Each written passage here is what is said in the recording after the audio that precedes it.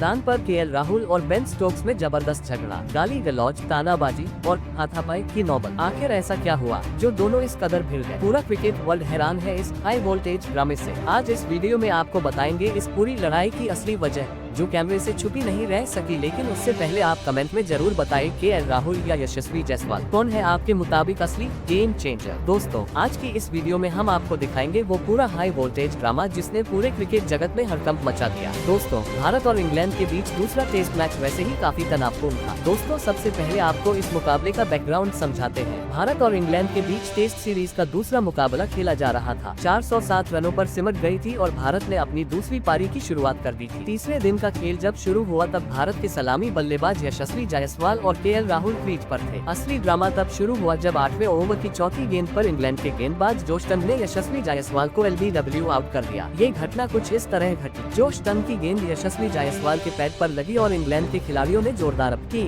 Umpire ने तुरंत उंगली उठा दी और जायसवाल आउट हो गए। लेकिन जायसवाल को इस फैसले पर भरोसा नहीं हुआ और उन्होंने अपने सलामी जोड़ीदार केएल राहुल से बात। दोनों ने डीआरएस यानी कि डिसीजन रिव्यू सिस्टम लेने का फैसला किया। जायसवाल ने राहुल के साथ चर्चा की और रिव्यू के लिए इशारा किया, लेकिन जब तक रिव्यू लिया गया डीआरएस का समय समाप्त हो चुका था। स्क्रीन पर टाइमर 0 दिखा रहा था। यही वह पल था जब मैदान पर माहौल गमा गया। इंग्लैंड के कप्तान बेन स्टोक्स को ये बात नागवार गुजरी। उन्होंने केएल राहुल और यशस्वी जायसवाल की ओर तीखी टिप्पणी। स्टोक्स का कहना था कि भारतीय बल्लेबाजों ने जानबूझकर समय बर्बाद किया और डीआरएस नियमों का दुरुपयोग करने की कोशिश। स्टोक्स ने राहुल की ओर इशारा करते हुए कुछ अपशब्द कहे जिससे राहुल का गुस्सा भड़क गया। राहुल ने स्टोक्स को करारा जवाब दिया और कहा कि मैदान पर नियमों की बात मत करो, पहले अपनी गेंदबाजी देखो।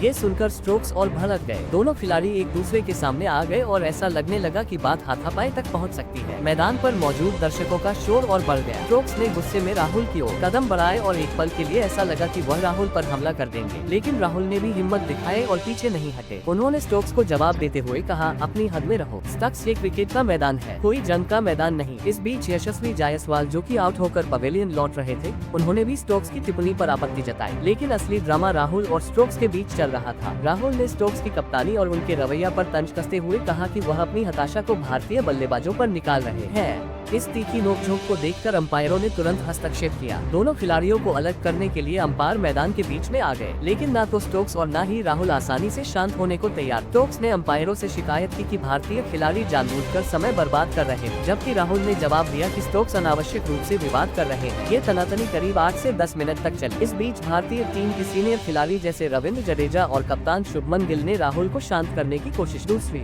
और इंग्लैंड के जो रूट और ओलिपॉप ने स्टोक्स को समझाने की कोशिश की। आखिरकार अंपायरों की सख्ती और दोनों टीमों के सीनियर खिलाड़ियों की समझदारी से स्थिति को काबू में किया गया। अंपायरों ने स्टोक्स और राहुल को चेतावनी दी कि अगर ऐसा व्यवहार दोबारा हुआ तो उन पर अनुशासनात्मक कार्रवाई की जाएगी। इसके बाद खेल दोबारा शुरू हुआ। यशस्वी जायसवाल तो आउट हो चुके थे, लेकिन केएल राहुल ने अगली ही गेंद पर शानदार चौका झड़कर इंग्लैंड के गेंदबाजों को करारा जवाब दिया। ये चौका न केवल स्कोरबोर्ड पर रनों का इजाफा था, बल्कि स्टोक्स और इंग्लैंड की टीम को एक सख्त संदेश भी था। इस घटना ने पूरे स्टेडियम का माहौल गमा दिया। भारतीय फैंस राहुल के हौसले की तारीफ कर रहे थे, जबकि इंग्लैंड के फैंस स्टोक्स के आक्रामक रवैया को सही ठहरा रहे। लेकिन इस पूरे ड्रामे ने तीसरे दिन के खेल को और भी रोमांचक बना दिया। भारत ने दिन का अंत एक विकेट पर 64 रनों के साथ किया और उनकी बढ़त 54 रनों तक पहुंच गई। राहुल क्रीज पर डटे हुए थे और उनकी यह पारी भारतीय टीम के लिए मजबूती का प्रतीक बन गई। दोस्तों, ये था तीसरे दिन का वह तगड़ा ड्रामा जिसमें केएल राहुल और बेन स्टोक्स के बीच हुई तीखी नोकझोंक ने सबका ध्यान खींचा। लेकिन अब सवाल यह है कि इस पूरे मामले में गलती किसकी? क्या स्टोक्स का गुस्सा जायज था या राहुल ने सही समय पर जवाब देकर अपनी टीम का हौसला बढ़ाया? आप अपनी राय नीचे कमेंट करके जरूर बताइए। साथ ही ऐसी ही रोमांचक क्रिकेट अपडेट्स के लिए हमारे चैनल को सब्सक्राइब करिए। धन्यवाद।